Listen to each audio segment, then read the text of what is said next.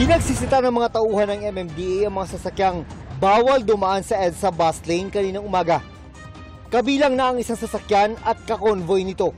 Pagbukas ng passenger door, bus lane yan. Bumungad si dating Ilocos Sur Governor Chavit Singson. Sabi niya nagmamadali lang siya, tapos sabi niya kung bigyan na lang daw yung lisensya ng driver. Nagpatikit naman po. Tinikita ng dalawang driver ng convoy ni Singson na tig 5,000 piso ang babayarang multa. Ang gusto lang naman po namin is ipatupad ang tama.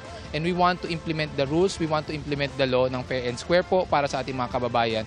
Humingi naman ng paumanin si Singson. I'm very sorry at hindi sinasadya dahil nag-overtake daw yung driver.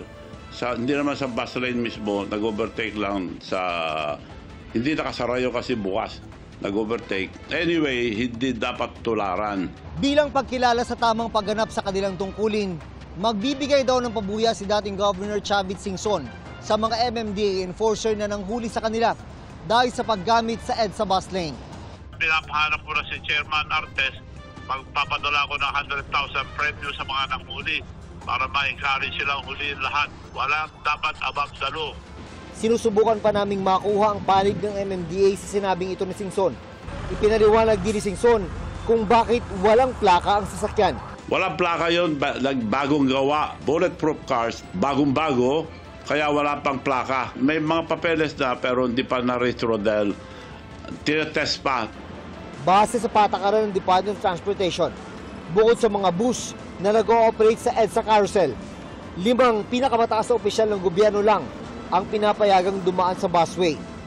Pwede rin dumaan ng mga re-responding emergency vehicles gaya ng ambulansya, truck ng bumbero at Philippine National Police.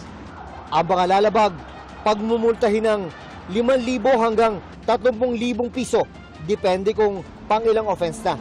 Pwede ring masuspende o ma-revoke ang driver's license.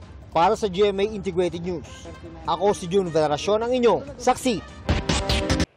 Mga kapuso, sama-sama tayong maging saksi. Mag-subscribe sa GMA Integrated News sa YouTube at para sa mga kapuso abroad, samahan niyo kami sa GMA Pinoy TV at sa www.gmanews.tv.